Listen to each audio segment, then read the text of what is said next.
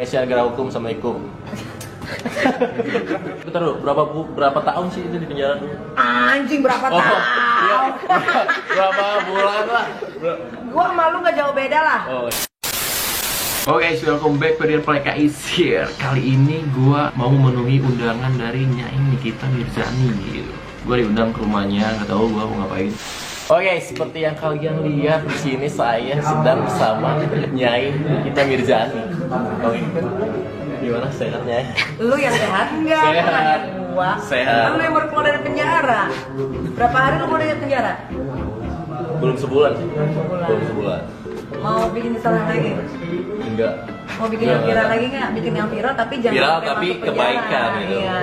Nggak Jangan usah. kebaikan juga, yang gila juga nggak apa-apa, tapi jangan sampai masuk penjara, jangan sampai masuk penjara, jangan melecehkan orang. Iya. Itu aja. Lu bikin aja kegilaan-kegilaan gak ada masalah. Cuma jangan yang gila parah gitu. Iya, kayak kemarin kalau lu nggak ngasih sampah aja sebetulnya good aja sih. Iya, sebenarnya ngasih sampah, cuma balik lagi ngasih yang beneran harusnya kayak harusnya gitu. Harusnya. Iya.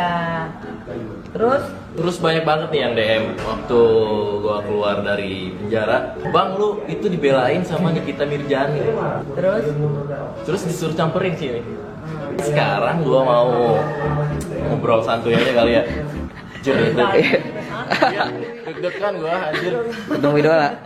Ketemu idola, anjas, idola. Mau muda. Emang iya lu lu mungkin Itu aku DM udah lama aja. Kenapa Iya. minta duit? Lu nggak centeng biru sih, kalau nggak centeng biru gua nggak buka cuy. Oke, jadi gue sempet DM. Ya begitulah, nggak dibalas.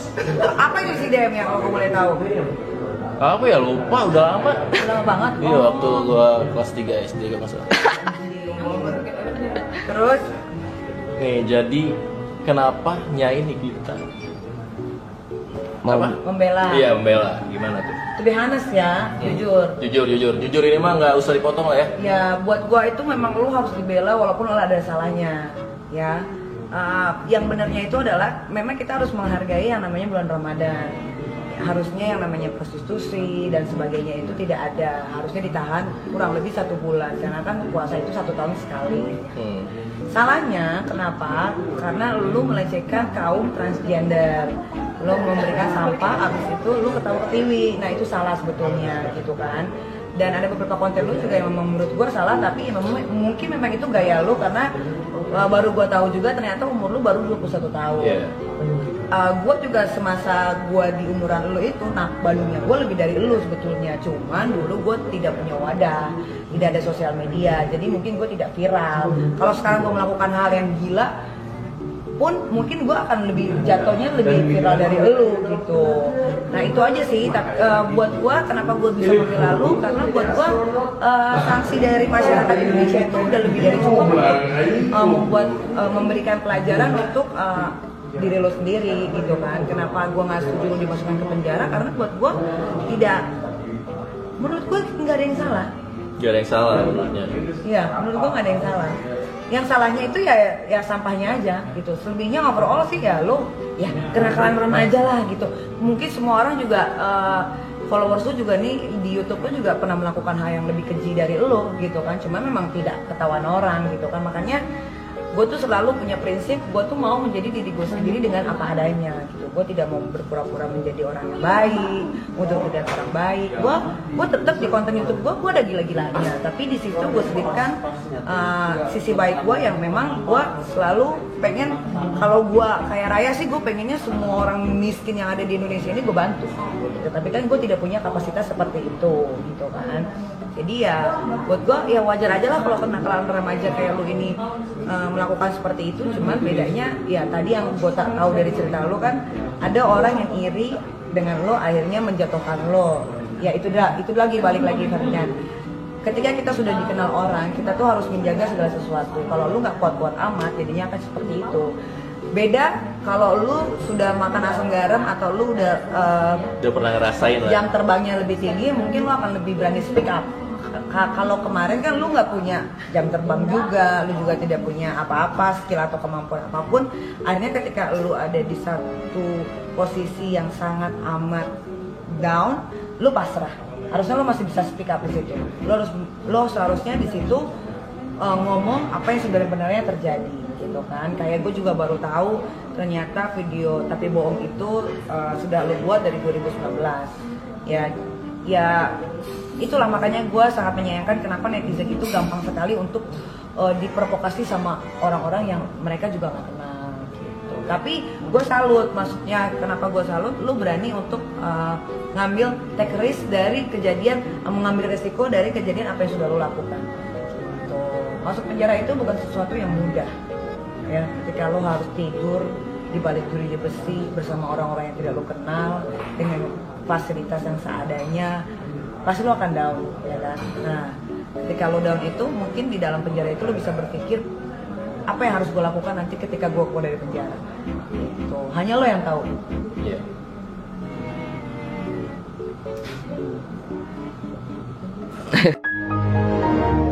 Hanya lo belajar. Gue masih deg-degan, gak nyangka aja gitu ketemu sama Nyai gitu. Dari tadi gue bingung makanya. Tapi lo masih 21 tahun, harusnya lo bisa melakukan hal-hal lebih baik lagi. Positifnya lo harus ada, nakalnya harus ada, positifnya harus ada supaya di balance. Gitu. Gue orangnya tipikal orang yang tidak mau menjudging seseorang.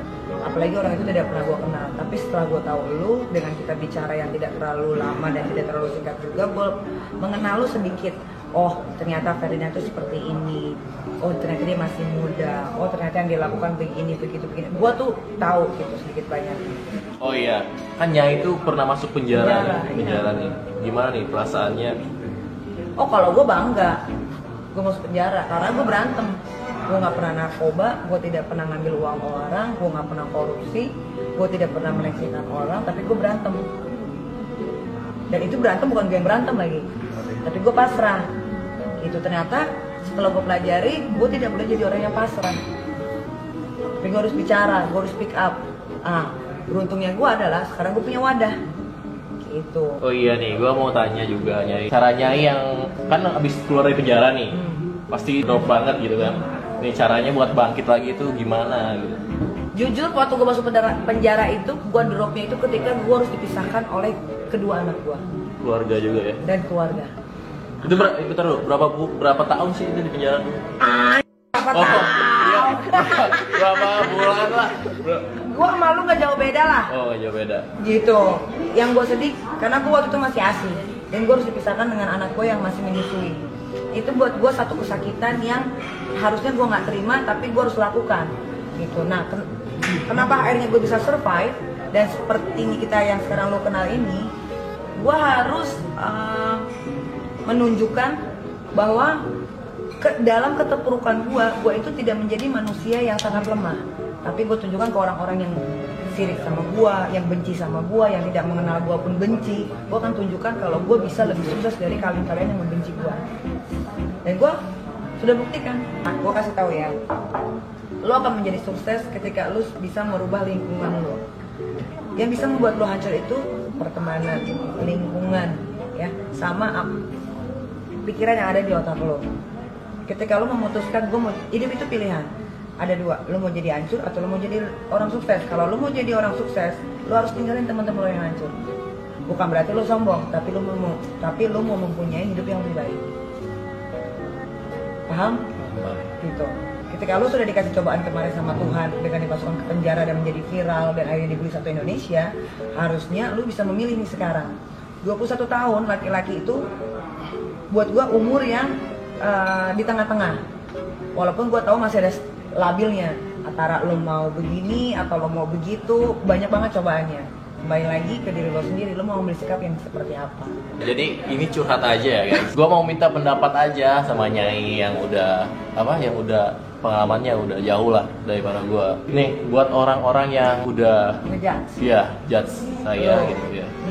Gimana tuh tanggapannya? Buat gua orang-orang sudah mengejudge lo itu adalah itu adalah hak mereka masing-masing, ya. Tapi lu bawa santai aja, karena yang mengejudge lu pun belum tentu baik, ya kan? Kita nggak pernah tahu netizen dari 10.000 yang ngejudge lu, mungkin 10.000-10.000-nya juga jahat, ya kan? Mungkin juga memang itu adalah kebahagiaan dia untuk membuli orang. Jangan lu tanggepin gitu, tapi jadikan suatu motivasi supaya lu bisa buktiin sama halayak ramai atau orang-orang yang membenci lu bahwa setelah selesai masalah ini lu bakal bisa jadi orang sukses gitu loh. Justru semakin banyak hambatan, semakin banyak yang bully, itu harusnya bisa membentengi lu supaya lu bisa lebih kuat dan bisa membuktikan sama orang banyak. Lu lihat, gua dari penjara gua gak akan terpuruk, gua malah bakal jadi orang sukses itu. Nah, pilihannya tadi, lo kalau mau jadi orang sukses, lo harus menjauhi lingkungan lo yang buruk. Karena lingkungan itu yang paling bisa mempengaruhi diri lo sendiri. Apalagi kalau lo labil, itu paling gampang. Gitu. Lo pengen dong bahagiain orang tua lo yang udah lo bikin susah. Lo pengen dong beliin orang tua lo sesuatu yang mungkin murah tapi itu adalah pemberian dari anaknya. Lo pengen dong punya uang banyak, gimana caranya? Ya hanya lo yang tahu.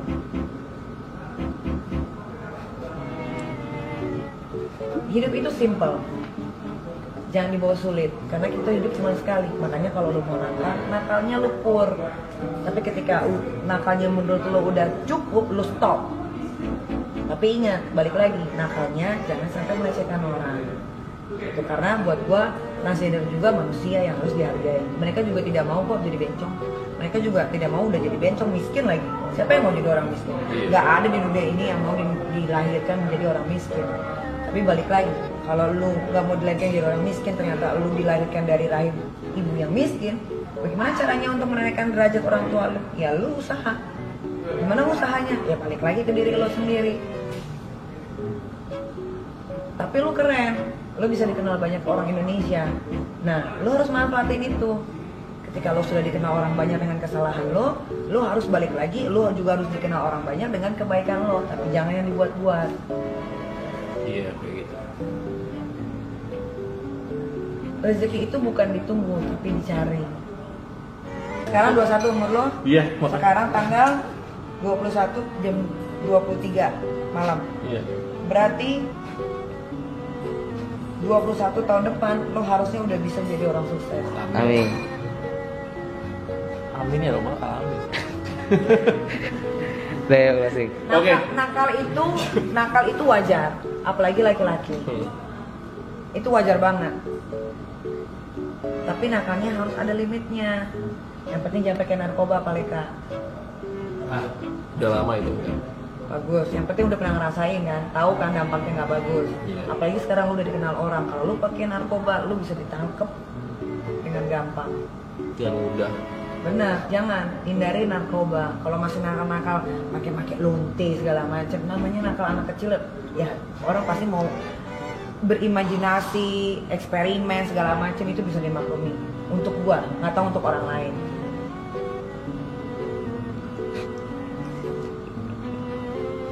Ya, gua masih nggak nyangka dari sini guys. Demi Allah, Bang. Maklumin lah kan ya. Maklum Iya dong, lah, maklum. gila. Gak sembarangan orang bisa ketemu gitu maksudnya. Pokoknya pesan gua, cintailah orang tuamu. Lu masih punya nyokap nggak?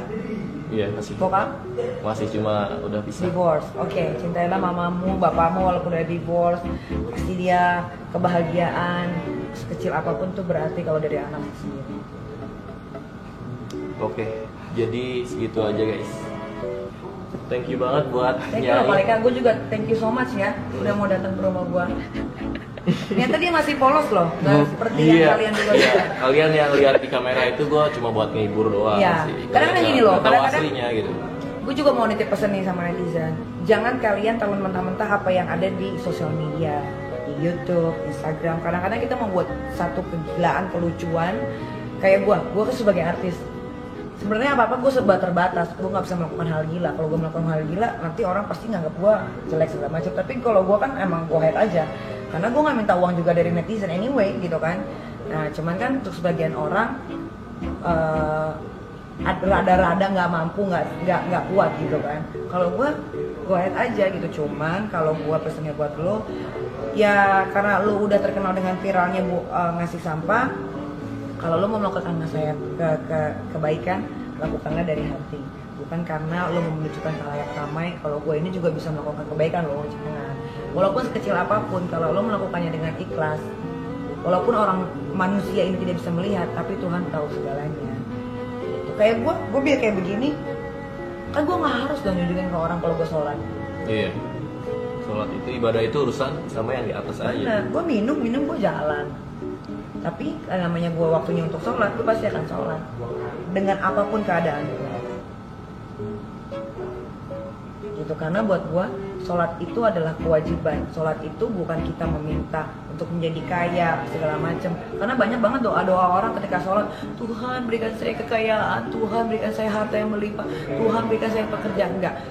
Gua kasih tau rahasia gua. Setiap gua sholat sujud sama Allah, satu yang gua minta, berikan saya kesehatan. Itu aja. Kalau gua sehat, insya Allah gua bisa bekerja, membahagiakan anak-anak gua, membahagiakan orang-orang di sekitar, bisa menolong sesama. Tapi kalau lu udah nggak sehat, kaki lu sudah lumpuh satu atau gimana, pasti lu susah kan untuk ngelakuin apapun. Itu kunci. Sholatlah karena lu memang itu kewajiban lu, dan mintalah yang mau lu minta, satu aja, sehat. Makanya gue walaupun diterpa angin badai, halilintar, geledek, gue mah tetap on position. Nah, sampai di sini. Oke. Mudah-mudahan Paleka bisa menjadi Paleka yang baru. Amin. Ya, tetaplah menjadi Paleka yang gila, tapi berikanlah warna yang baru. Lu bukan berarti harus jadi orang yang berbeda, enggak. Lu tetap jadi diri lu sendiri, tapi lu rubah sedikit kesalahan yang pernah lu lakukan. Iya. Jadi kalau mau prank lagi perek, lu prank nggak apa-apa, tapi habis itu lu bantuin. Iya. Kalau buat pikiran situ nggak udah kapok gua. Jadi so guys, jadi segitu aja curhatan dari Nyai Mikita Nirjani. Oke. Terima kasih untuk masukannya Nyai. Iya. Semoga Sama-sama. Nyai semoga Nyai panjang umur, sehat selalu. Subscribernya tambah banyak. Gue nggak butuh subscriber, Apa dong? gue nggak cari uang di YouTube. Gue hanya mau mengedukasi manusia-manusia yang hidup di muka bumi ini untuk menjadi dirinya sendiri. Gitu loh, melakukan hal-hal yang gila Ya, di udah. tempatnya, melakukan hal-hal kebaikan di tempatnya. Oke guys, jadi ya, usah subscribe, cuma subscribe gua aja. Nggak apa-apa. Subscriber gua masih dikit. Sempat banyak cuma Subscriber Nyai. Oke. Gue nggak usah Nama di-subscribe. fansnya apa sih? Gak ada ya? Nggak ada, gue nggak. Nyai Mania. Hah? Nyai Mania. Nggak ada. Oke guys, jadi gitu aja. See you next video. Indonesia negara hukum. Assalamualaikum.